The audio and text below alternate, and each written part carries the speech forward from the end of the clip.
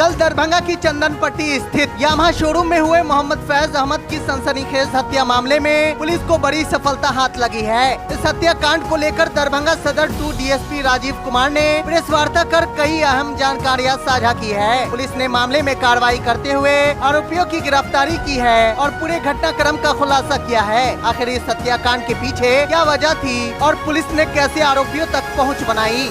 जैसा कि आप लोगों को सूचना है कि कल एपीएम थाना क्षेत्र में चंदन पट्टी के नजदीक यामाहा के शोरूम में एक व्यक्ति पर हमला हुआ और उनकी वहीं पे मृत्यु हो गई। उस संबंध में जो है कि हम लोग पुलिस वहां तुरंत पहुंची।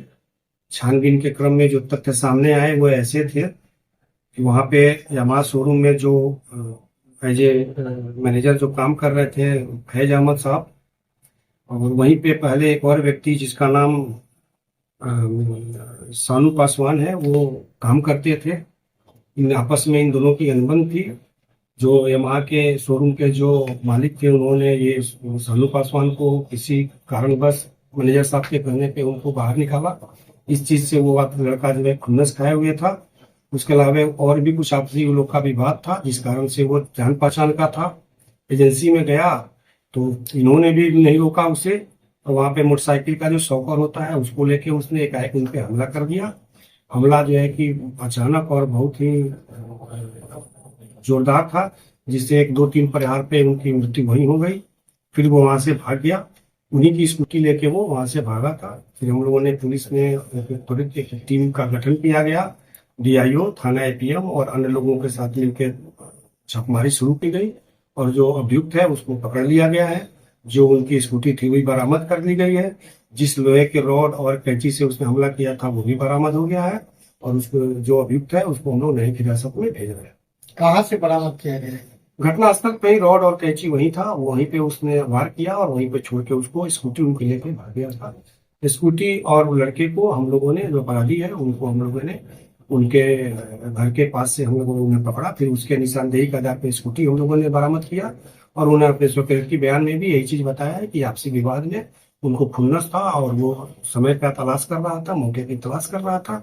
जैसे ही उसको मौका मिला और जो भी हाथ में उसको मिले हथियार उससे उन पर उन्होंने हमला किया जिससे उनकी मृत्यु हो गई। वहाँ कैसे पहुंचा? वो वहाँ पहले से भी काम करते थे और आना जाना रहता था। कुछ पैसे को भी लेन देन थी उनकी, तो इसलिए जो ये फैज साहब थे उन्होंने रोका भी नहीं होगा और वहां जाके वो काम भी करता था। 2-3 महीने पहले वहां से हटा था, बीच बीच में आते जाते। एक ही की बात ऐसी नहीं है, वो आते जाते रहते थे। एक और वहां पे जो मैकेनिक है उसने बताया कि वो 1 घंटा पहले से वहां गया था और कुछ काम कर रहा था।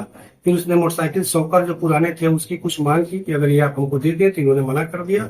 लेकिन उसको खुन्नस पहले से थी। उसने जो अपने स्वकृति बयान बताया है, स्वीकार किया है कि खुन्नस पहले से था, उसको गुस्सा था और जैसे ही उसके हाथ में वो शॉकर मिला उसने उससे उन पर हमला कर दिया जिससे उनकी मृत्यु हो गई। बिल्कुल ये जो घटना को अंजाम दिया गया वो अमानवीय है। ये समाज के लिए एक सोचने का विषय वस्तु है कि लोगों के मन में इतने आक्रोश कैसे रहते हैं एक दूसरे के लिए। लेकिन घटना का कारण वही है और सीसीटीवी में भी नजर जो आया और घटना का कारण जो उसने बताया या एजेंसी के मालिक और जो कर्मी थे आसपास के लोगों ने, तो सीसीटीवी में भी वही चीजें नजर आ रही हैं जो घटना का कारण बताया जा रहा है। उस वक्त वो बताया कि मैं बहुत गुस्से में था और पहले से ही उसका मानसिकता बनी हुई थी कि मैं इनके ऊपर हमला करूंगा और इनको मैं मार डालूंगा। आपराधिक इतिहास भी है कुछ इसका? अभी तक हम लोग उसको अनुसंधान कर रहे हैं। ऐसा कुछ अभी सामने नहीं आया है, जैसे आएगा आप लोग को। घटना के समय कोई और स्टाफ भी थे वहाँ पे? घटना के समय एक और मैकेनिक था जो काम कर रहा था, उसी ने 1 डायल पे फोन भी किया, अगल बगल के लोगों को बताया, जिसमें लोग दौड़ के आए। तब तक जो मृतक है उनकी स्कूटी को लेकर अपराधी बाकी नशे में भी था सर? नहीं, अभी तक नशे की संपुष्टि नहीं हुई है, बाकी लोग जांच करके। और कोई भी शामिल है?